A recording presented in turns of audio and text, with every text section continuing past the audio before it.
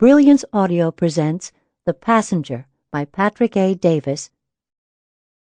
To my father and mother-in-law, Jim and Jean Roche, for the gift of their daughter, Helen.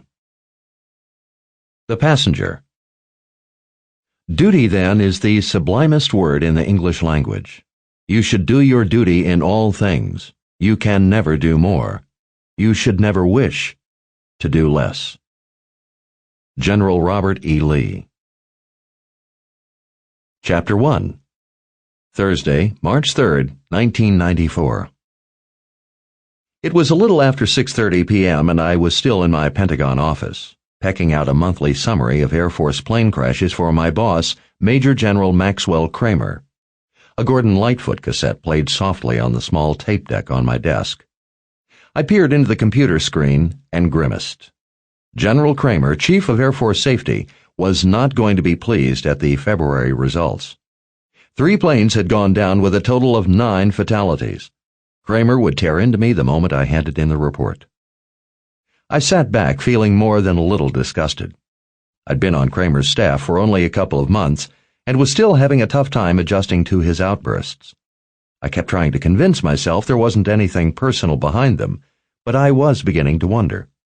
Kramer seemed to enjoy writing me, needling me incessantly, mostly about little things. He seemed to love giving me projects with unrealistic deadlines or publicly criticizing my reports, which were perfectly fine. When someone gets on a general's hit list, the Pentagon grapevine kicks into overdrive. I was constantly being asked what I had done to piss Kramer off. Answer: I didn't know. I'd never even met the guy until I began working for him. Go figure, huh? The music began mellowing me a little, and I pushed back from my desk, my eyes going to a row of framed pictures on the far wall. Most showed me in a flight suit, wearing a cocky grin as I stood next to an F-15 Strike Eagle fighter. One was taken after my first mission over Iraq, my dark hair matted with sweat, the exhilaration of combat evident on my face. I still hadn't completely accepted that I'd never fly again.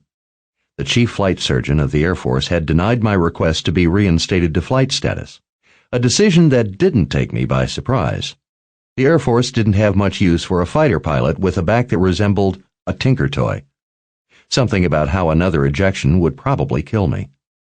That's what busted me up in the first place during the Gulf War, when a missile had practically blown my fighter in two. I'd ejected too low to get a full shoot and fractured my back on landing. 3 surgeries in 2 years and a gallon of superglue had made me functional, but not good enough to fly. Now I would spend the rest of my career in... Sample complete. Ready to continue?